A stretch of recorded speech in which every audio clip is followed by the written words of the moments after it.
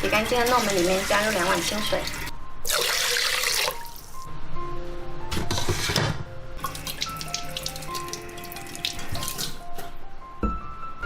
紫薯我们给它切成2半，这样比较好蒸熟。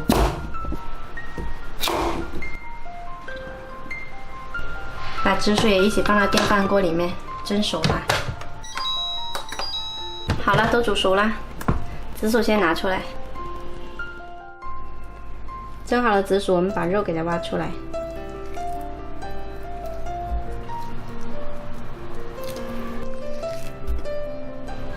然后给它捣碎，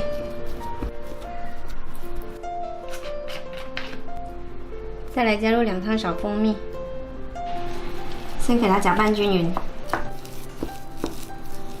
然后来加入一些花生碎，还有1小把葡萄干，再次搅拌均匀。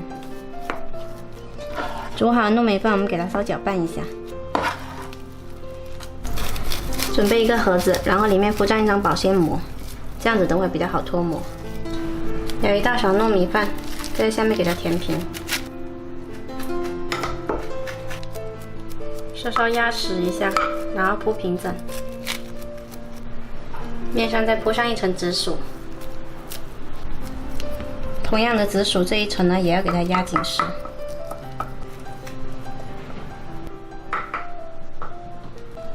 上面1层再铺上糯米饭。好了，面上这一层也压紧实了就可以了。盖上盖，放到冰箱里面冷藏1-2个小时。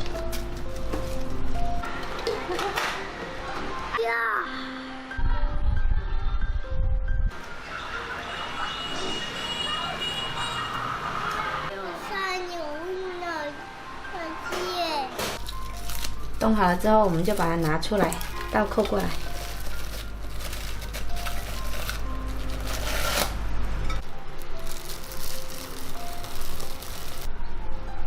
切成块了之后呢，我们在面上再放1颗葡萄，点缀一下。